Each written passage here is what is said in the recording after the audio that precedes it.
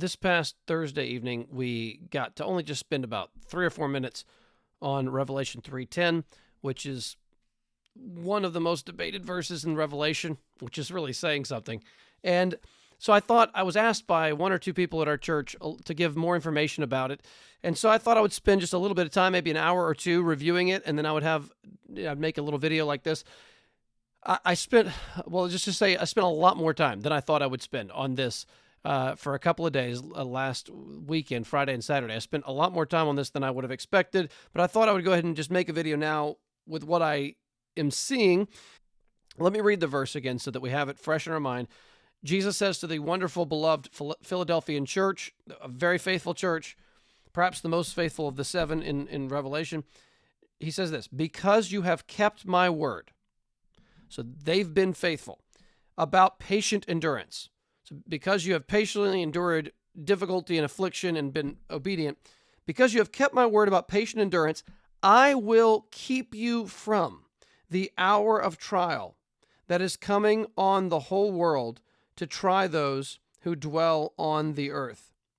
So because you've kept my word, I'm going to keep you from the hour of trial that's coming on the whole world to try those who dwell on the earth. So just a couple quick things here.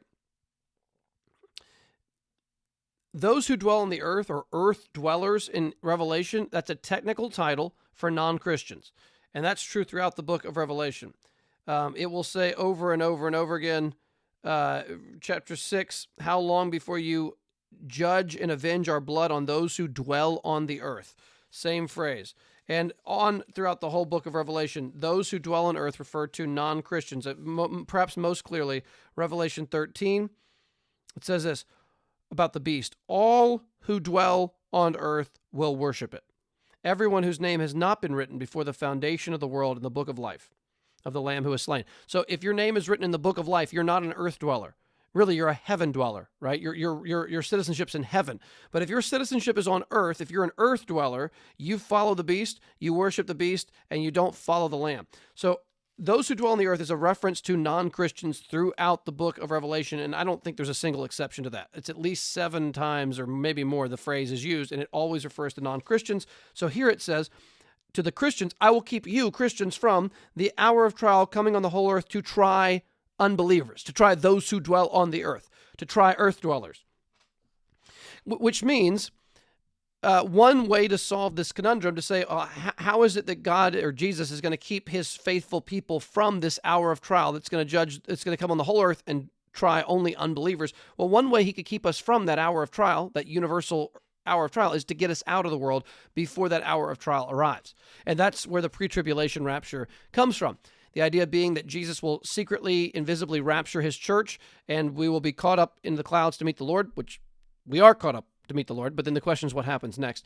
And then the assumption is Jesus takes us to heaven, and we have the wedding banquet of the Lamb during 7 years in heaven, and during those 7 years on earth, the church is gone, and chaos happens. You have the seals, trumpets, and bowls being unleashed of God's judgment on the earth, and that comes only on earth dwellers or unbelievers. And then there's a whole lot more that goes on there. Now, there's a logical consistency at that point to that view, but I will just tell you, and I don't want to sound arrogant, but I'm speaking honestly here. And we've got videos on our YouTube channel. I think they're the most watched videos on our YouTube channel are 13 reasons why we reject the pre-tribulation rapture. I can say there's plenty of things in Revelation I'm unsure of. One thing I am thoroughly persuaded of is that there is no pre-tribulation rapture, that Jesus comes back only once, and it's at the end of the tribulation period, which I'm not convinced is even a 7-year period. I think it's going to be a brief period of heightened tribulation at the very end, but I think that we are in the tribulation throughout the church age. So what is this verse referring to if it's not referring to the pre-tribulation rapture? Well, the phrase keep you from is tereo ek. I mentioned this on Thursday night. Tereo ek, keep from, is only used one other time. I read not just in the New Testament, it's only used one other time in all of Greek literature. So it's an extraordinarily rare phrase, and it's only used one other time, which is in John 17:15 by Jesus in his high priestly prayer. And he says, Father, listen, I do not ask that you take them out of the world. Don't take them out of the world. I'm not asking you to take my people out of the world, but that you keep them from, tereo ek, the evil one, or Satan. So Jesus sees the possibility of his people being left in the world, but still being tereoek, kept from something within the world, which is in this case satanic influence. So it is absolutely possible for someone to be kept from something while staying in the world, because the only other usage of the phrase in all of Greek literature says, don't take them out of the world, but keep them from the evil one. So I think it is possible for Jesus to keep us in the world and still keep us from the hour of trial that's coming on the whole world to try those who dwell on the earth, and to try earth dwellers. So what exactly is, what's going on here? Well, I'm becoming persuaded that the phrase, try those who dwell on the earth, the trial that's coming to try those who dwell on the earth. The word try there could just mean put to the test, and a Christian can be tried in the sense of your faith can be tried and in the fires and purified like gold. But here the word is taking a more negative meaning because it's being applied to God's judgment on unbelievers, earth dwellers. And here, this idea of try, I think could be paraphrased or interpreted as afflict, as in try in a negative sense, to bring upon for someone's harm. So he's trying all unbelievers, which means he's inflicting some kind of judgment on unbelievers. And I think this is before the return of Christ. I think this is right before the hour before, the shortened period of time right before Christ comes back. And this affliction, this trying of unbelievers, is going to be something that believers are protected from the harmful effects of. But I don't think we're going to be protected from it by being raptured out of the world before it happens. I think we're going to be kept from them while in the world, while they're happening.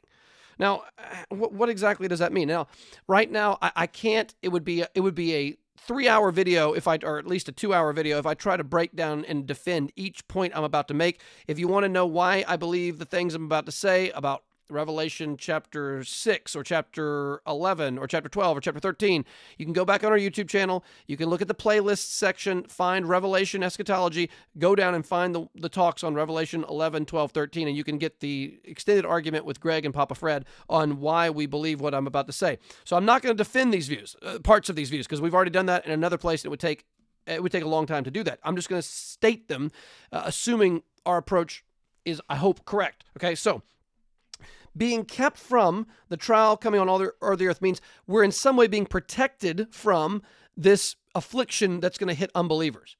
How can it hit unbelievers and not hit believers? Well, that's where things get complicated. Look, if you look with me in your Bible at Revelation chapter 6, the 7 seals are being opened of the scroll that's bound up by 7 seals in the Lamb's hand, and the scroll begins to be opened. And here's something that you find. You find that these seals inflict chaos on the world. They inflict death and bloodshed, sword, famine, pestilence. In other words, they inflict the average day in the world today. Sword, war, famine, pestilence. That's going on somewhere in the world almost all the time throughout the church age. And we're told that this is a judgment on the unbelieving world in some sense, but also believers experience these same exact afflictions. Believers experience death and martyrdom in verses 9 to 11 of Revelation 6 under the 5th seal. So what we're already seeing is this. God can bring down affliction on this earth, and that affliction, which includes war, sword, death, being killed, famine, pestilence, and wild beasts of the earth being a threat to human life, God can unleash these forces of evil, the 4 horsemen of the apocalypse, right? The 4 horsemen. God can unleash these forces of evil on the world in such a way that they afflict everyone, but not everyone in the same way.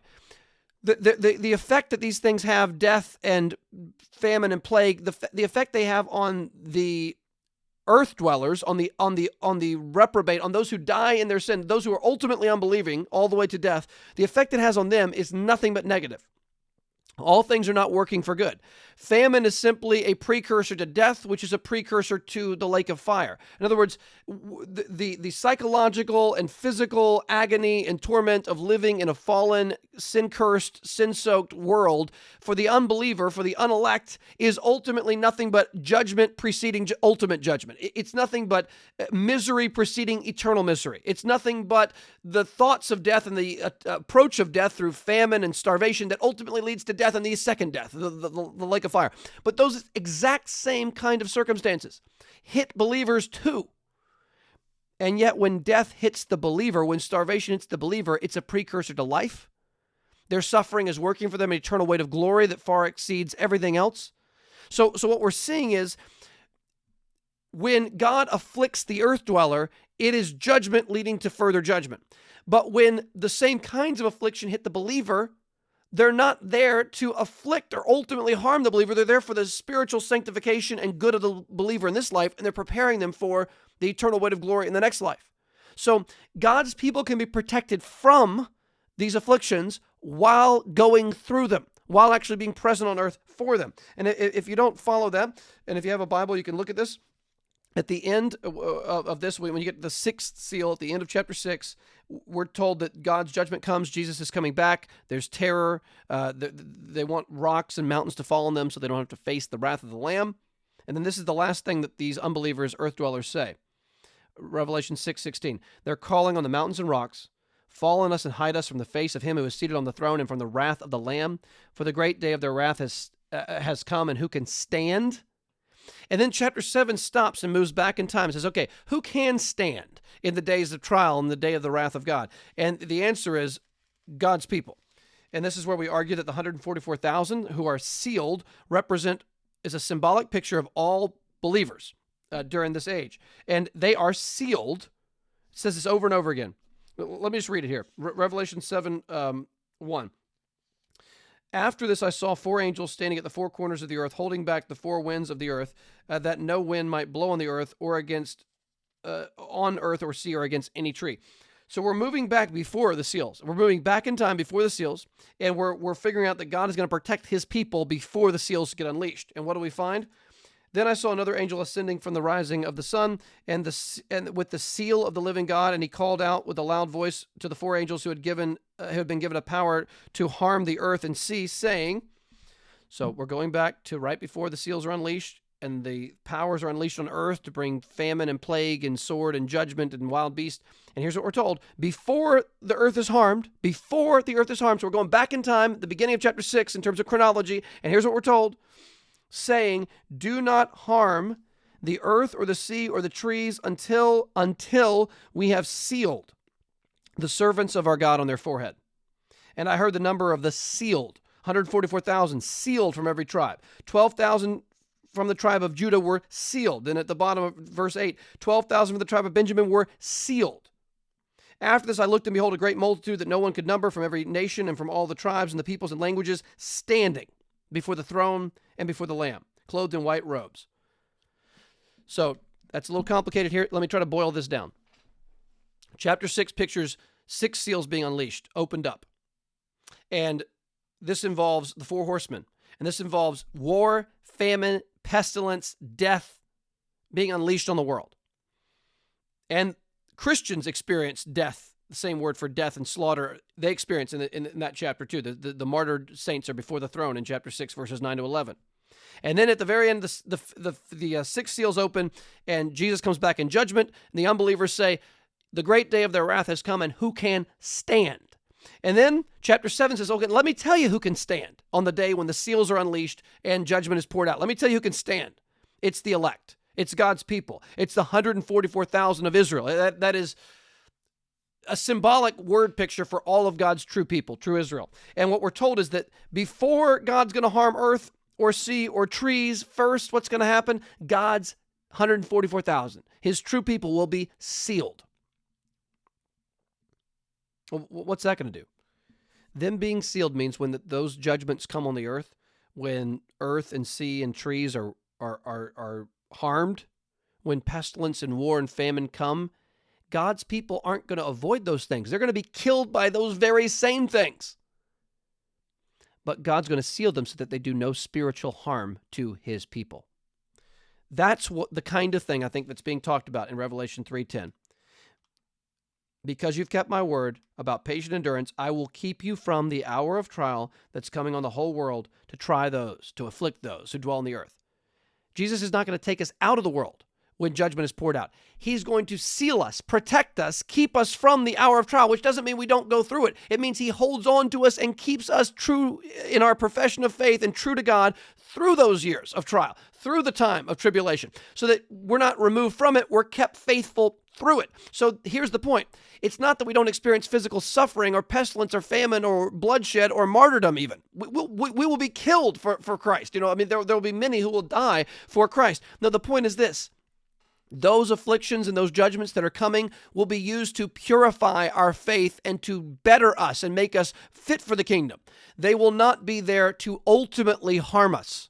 That's what it means to be kept from the hour of trial that's coming upon the earth. That's what it means to be sealed before God harms earth and sea and trees. Okay, let me, and just to further back that up, in other words, the unbelievers, when Jesus comes back in judgment, they cannot stand, but all the believers are standing. Same exact Greek word in Revelation 7:9. They're standing before the Lamb, before the throne and before the Lamb. So they went through all these difficulties and persecutions, but they were not harmed by them spiritually, ultimately, because through many tribulations, we must enter the kingdom of God. And these were kept faithful through it. They were not harmed by it. And you look at verse 13. Listen to this. Then one of the elders addressed me, saying, "Who are these, clothed in white robes, and from where have they come?" I said, "Sir, you know." And he said, "These are the ones coming out of the great tribulation. They have washed their robes and made them white in the blood of the Lamb." So God's people are coming out of the tribulation, not because they were raptured before the tribulation. They didn't come out before the tribulation. No, they came out of the tribulation. These saints lived through and died in tribulation, the great tribulation. And yet we are told that they came out and they washed their robes and made them white in the blood of the Lamb. And I don't have time to do this right now. G.K. Beale has an amazing section in his Revelation commentary where he goes back to the old Greek of translation of Daniel 11 and 12. And there you see that in Revelation 12:1, there's going to be a great tribulation, a great time of testing that's going to come upon the whole earth. And, it might be worth just referencing that. Here's how Daniel says it.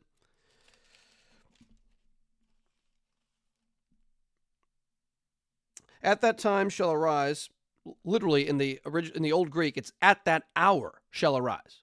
So Jesus says, "I will keep you from the hour of trial coming upon the whole earth to try those who dwell on the earth." Well, that word hour, keep you from that hour, I think comes from the old Greek of Daniel 12:1. At that hour shall arise Michael, that's the angel, the great prince who has charge of your people, and there shall be a time of trouble, such as never has been since there was a nation till that time. Okay. At that hour, this is at the end of time, this is late in history, at that hour, there should be a time of trouble such as never has been since there was a nation. That sounds like great tribulation, doesn't it? Which I think that's what it is. And he says, "But at that time, your people shall be delivered, everyone whose name shall be found written in the book of life." And then verse 10, it says, in the midst of this, in this time of the end, in the midst of this tribulation period, what are we told? Daniel 12:10, many, these are the believers whose names are in the book of life, many shall purify themselves and make themselves white and be refined. But the wicked shall act wickedly, and none of the wicked shall understand, but those who are wise shall understand. Now listen, this is what we're told. Daniel 12:1, at that hour, that end time hour, there's going to be a great tribulation that you've never seen before. And it says, many, this is the believers, shall purify themselves and make themselves white and be refined. How are the believers? What happens to the believers? The believers don't escape before the tribulation. No. They're delivered through tribulation. They go through the tribulation, and what happens? They are refined by it. So they go through the fire of this great tribulation, and it's a good fire for them. It's a refining fire. It says here, they shall purify themselves and make themselves white and be refined. So as the believers pass through that very same fire, it is a fire for their good. It's a refining, purifying fire. Their persecutions, their tribulations are working for them an eternal weight of glory. But for the unbeliever, the earth dweller, you could say, in Revelation's language, what happens to them? But the wicked, Daniel 12:10, but the wicked shall act wickedly, and none of the wicked shall understand, but those who are wise shall understand. So Beale's argument is, look, Daniel laid this out. There's going to be a tribulation like we've never seen before. It's called that hour, that last hour. And what we're told is the believers are going to find that a purifying fire, and they're going to come out purified and white, whereas without any spot or defilement. Whereas the unbelievers are going to go through it, and they're going to come out furthered in their wickedness. So again, the picture is not God saves us from tribulation by us not going through it. No, he keeps us from the hour of trial that's coming upon the whole earth to try earth dwellers by bringing us faithfully through it so that the tribulation does not afflict or harm us ultimately or spiritually, but that it's a purifying fire as we pass through it. Now we turn back to Revelation. There's more here. What are other examples in Revelation of us being kept from the hour of trial? And again, this one's complicated to argue for. Our understanding of Revelation 11 is that the temple of God represents believers, and that the outer courts that are being trampled represents probably persecution against the church during the church age. Just follow me here. Revelation 11:1. Then I was given a measuring rod like a staff, and I was told, rise and measure the temple of God and the altar of those who worship there. But do not measure the court outside the temple. Leave that out, for it is given over to the nations, and they will trample the holy city for 42 months. So the picture here, if our interpretation here is correct, and you can go look it up on our playlist to see why we think this, but here's what I think this is describing. The temple of God and the altar of those who worship there is measured. And in this text, measuring means protecting. I'm going to show that because in the very next phrase it says this, verse 2, Revelation 11, verse 2, but do not measure the court outside the temple. What is the effect of not measuring something here? What does it mean if you don't measure the court outside? What's going to happen to it? Leave that out, for it is given over to the nations, and they will trample the holy city for 42 months. Now, don't have time to argue for this. I think the 42 months, the 1,260 days, the 3.5 years refers to the entire church age between Christ's ascension and Christ's second coming. I'll just give the quick argument is in Revelation 12. The child who is Jesus, who's to rule the nations, is caught up to heaven, and that's when the 3.5 years begins. And then when do the 3.5 years end, especially in chapters 12 and 13? It's at the return of Christ and at final judgment. So the 3.5 years is a revelation, typically symbolic way of describing the entire period from Christ's ascension to Christ's coming in judgment. It's a 3.5 year period, symbolically speaking. And during that 3.5 years, here's what we're told. God is going to measure the temple, which represents the people of God, Revelation 11:1. Measuring the temple, but we're not going to measure the court outside, and it's going to be trampled underfoot. So measuring means protecting, and not measuring means it's not protected. And I think this is a way of saying God's going to measure the temple, which is the true people of God. He's going to protect his people, but they're still going to, the outer court's not going to be measured. They're still going to be trampled. They're still going to be going through persecution. And this is a word picture way of saying God's true people will be measured, that is protected or kept through the time of the trampling of God's people. In other words, while God's people are experiencing persecution, spiritually, they are not going to be harmed. They are going to be protected in the midst of that. I'll give you one more. I think this one's maybe more clear than that one, but I think these are all legitimate. Revelation 12. I just mentioned this. Amazing chapter. Here's what we're told. So the woman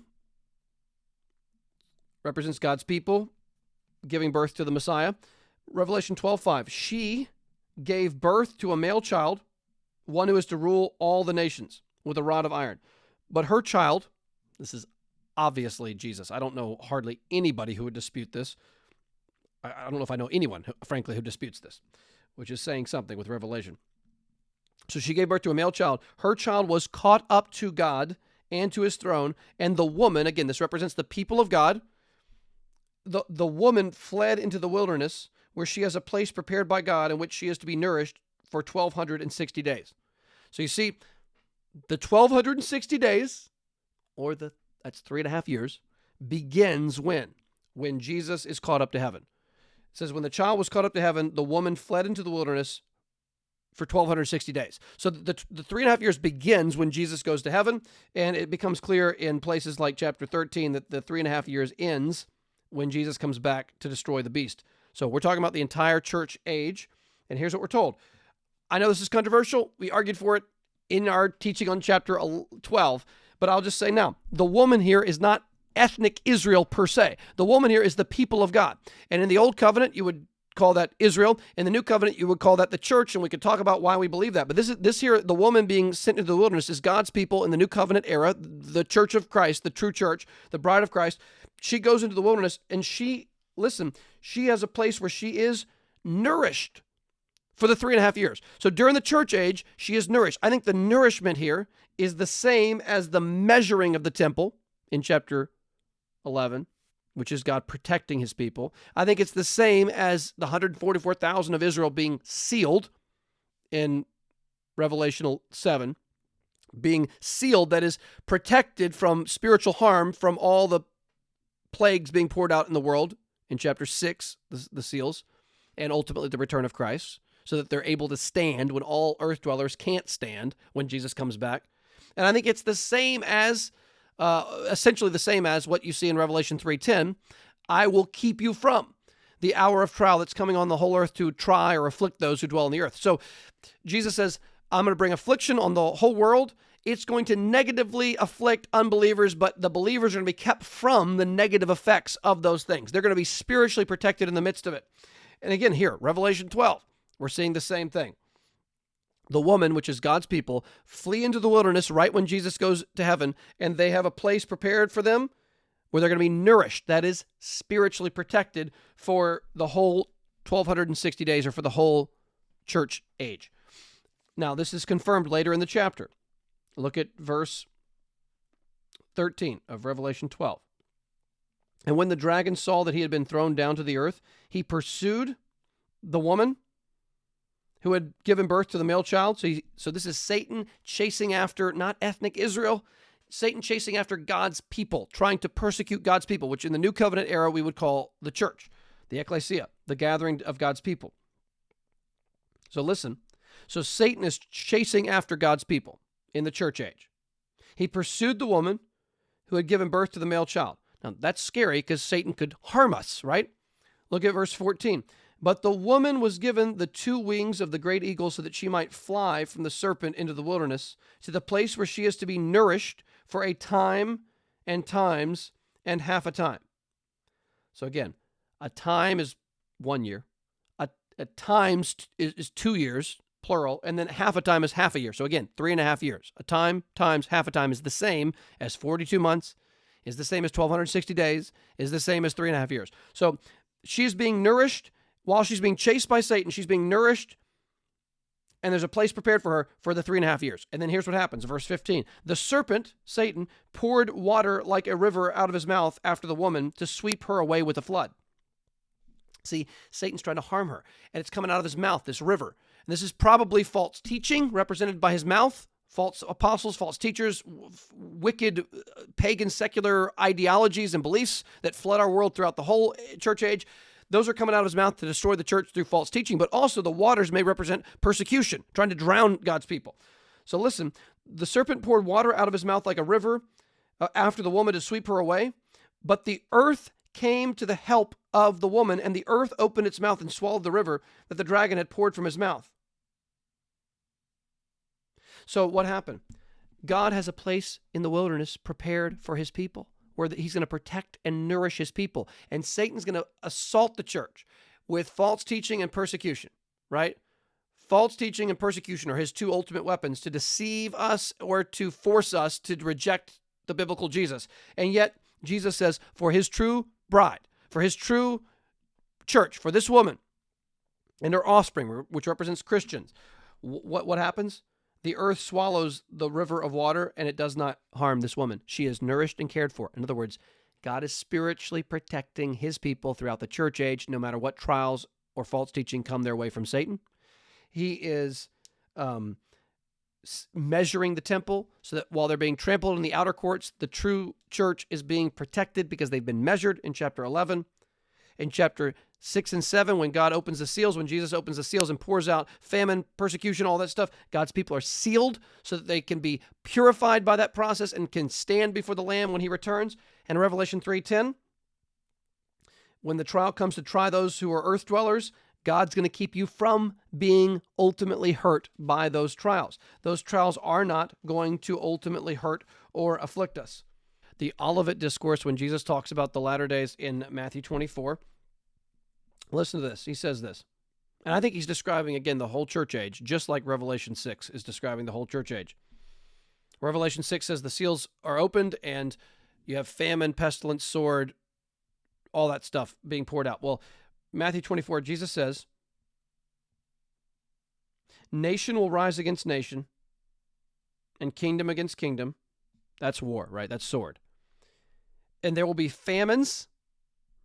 That's famine, pestilence, mentioned in Revelation 6. There will be famines and earthquakes in various places. All these are but the beginning of the birth pangs. Then the next verse, verse 9 of Matthew 24. Then they will deliver you up to tribulation. See, Christians are going to be here for tribulation. In fact, they're going to be killed in the tribulation and put you to death. So believers are going to be delivered to tribulation, and they're going to put you to death, and you will be hated by all nations for my name's sake. And then many will fall away and betray one another and hate one another. And many false prophets will arise and lead many astray. And because lawlessness will be increased, the love of many will grow cold, but the one who endures to the end will be saved. And this gospel of the kingdom will be proclaimed throughout the whole world as a testimony to all nations, and then the end will come. So Jesus is saying exactly what Revelation is saying. He's saying, listen, there's going to be famine, sword, pestilence, bloodshed on the earth, and that's going to be both something that believers and unbelievers experience. But when unbelievers experience sword and bloodshed, it's a precursor to ultimate destruction. It's evil judgment. It's not God's judgment is not evil, but they're experiencing disaster and judgment as a precursor to final disaster. Therefore, they are not sealed. They're not protected. They're not nourished. They're not being kept from. No, they're being released into judgment, leading to ultimate judgment. Whereas the believers are not exempt. They're going to go through tribulation. It's going to include persecution, death, being hated, being delivered over. It's going to include false teachings because false prophets will arise, leading many astray. That's the false teaching coming out of Satan's mouth, trying to wash away his people. And many will fall away. In other words, false Christians will not be kept. They will not be kept from the hour of trial. They will fall into the hour of trial. They will spiritually give in. But the true believer will endure to the end. Those who endure to the end will be saved. Their love will not grow cold. And then it says in verse 22, if those days, well, let me read verse 21. There's a debate about verse 21, but it fits here. For then there will be great tribulation. Think of Daniel 12:1. The hour of great trial coming on the earth. Think about Revelation 3:10, the hour of testing upon the whole earth. Think about Revelation 7:14, I think it is, where it says they come out of the saints come out of the great tribulation. Well, here you got it. For then there will be great tribulation, such as has not been from the beginning of the world, now and no and never will be, which sounds just like Daniel 12:1, like has never been seen before, this tribulation. Just pause there. Some people think that's referring to the destruction of Jerusalem. Even if it is in some way referring to the destruction of Jerusalem in 70 AD, it is clearly ultimately pointing to the final ultimate tribulation. What happened in Jerusalem in 70 was horrible, and it's a precursor of what's going to happen worldwide at the end.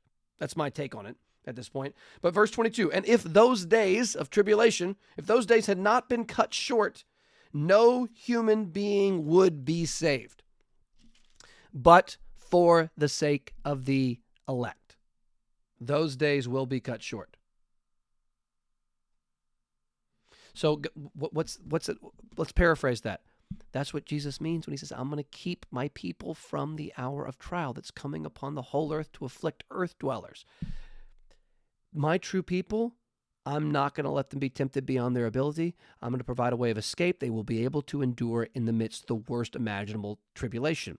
This tribulation will include both natural disasters, earthquakes, disease, pestilence, as well as human sin, like unjust war and wickedness and bloodshed. It will include all those kinds of fallenness things from the world, but it also includes persecution of Christians, because he mentions persecution here. But God's not going to keep us from these things by taking us out of the world before they happen.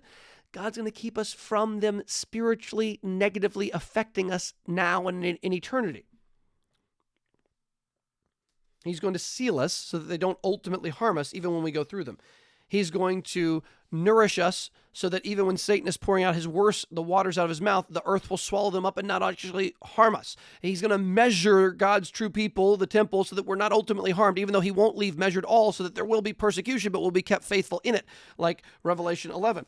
Here's how John Piper says a similar thing here. Even when the tribulation is from God, believers are pictured as going through it, not as punishment, but as purification. Then he quotes 1 Peter 4. Beloved, do not be surprised at the fiery trial when it comes upon you to test you as though something strange were happening to you, for it is time for judgment to begin at the household of God. We're not exempt from this. It comes to the household of God first. It's time for judgment to begin at the household of God. And if it begins with us, what will be the outcome of those who do not obey the gospel of God? In other words, if the fire comes on us first, but to purify us, what's the fire going to do to the unbeliever who it does not have a purifying effect or intent, but a precursor to final judgment intent? If judgment is beginning at the household of God, and if it begins with us, what will be the outcome of those who do not obey the gospel of God? And if the righteous is scarcely saved, right? What did Jesus say? If those days had not been cut short, no human being would be saved, but for the sake of the elect, those days will be cut short. If the righteous is scarcely saved, Peter says, what will become of the ungodly and the sinner? What will become of the earth dweller who's not kept from these trials, but is thrown into them for judgment? Therefore, let those who suffer according to God's will entrust their souls to a faithful Creator while doing good. Then Piper adds this: believers are not exempt from tribulation, even the worst kinds. You know, if you got a good grade, you can exempt exams in high school, right? No. Christians, no matter how faithful, are not exempt from tribulation, not even the worst kinds, even when the tribulation is ordained by God. Peter had already described in the first chapter of his letter why these trials, these parasmon, which is a similar word to what John uses in Revelation 3 for trials, we're not exempt from these trials. They happen to believers. 1 Peter 1:6, you rejoice, though now for a little while, if necessary, you've been grieved by various parasmois, trials, so that the tested genuineness of your faith, more precious than gold that perishes though it is tested by fire, may be found to result in praise and glory and honor at the revelation of Jesus Christ. And then, I'm almost done, Piper adds these words: believers experience the fires of trial not as punishment, but as gold refining purification. To argue that Christians cannot pass through great tribulation because it involves God's wrathful judgment fails to distinguish how God's design in tribulation can be destructive for unbelievers and refining for believers. To be kept from the hour of trial is not necessarily to be taken out of the world during this hour and thus spared suffering, but to be preserved as faithful through it. Listen, I almost forgot about this. Galatians 1, he mentions verses 3 through 5. Listen to this. Grace to you and peace from God our Father and the Lord Jesus Christ, who gave himself for our sins, listen, to deliver us from the present evil age. Jesus died to deliver us from the present evil age. Well, let me tell you something. We are delivered from it right now, but we're still living in it. Jesus can deliver us from the present evil age without taking us out of the world. And he can keep us from the trials coming upon the world without taking us out of the world. The last example, which others mention, Beale, but Tom Schreiner also mentions, is this.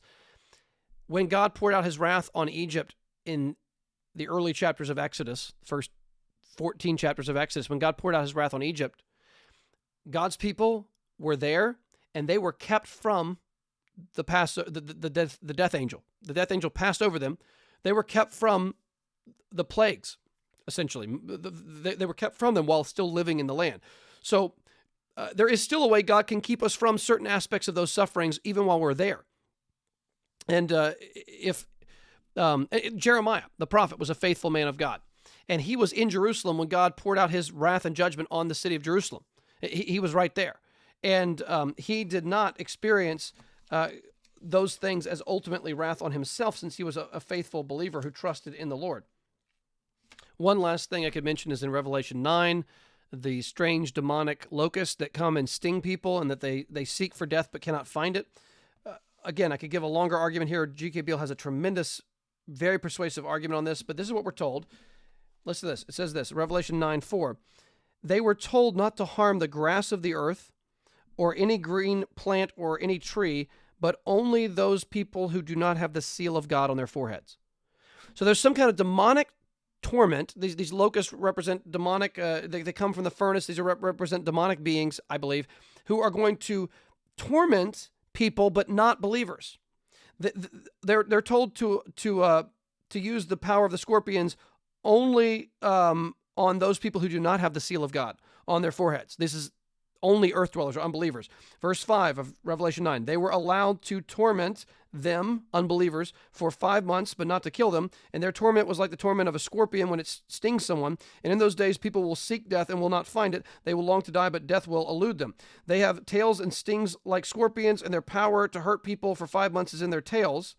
They have as king over them the angel of the bottomless pit, who's Abaddon or Apollyon. So Beale and Schreiner both have good arguments. Beale in particular goes into detail here, but he thinks this refers to the psychological torment that unbelievers experience in this world because they do not know the Lord.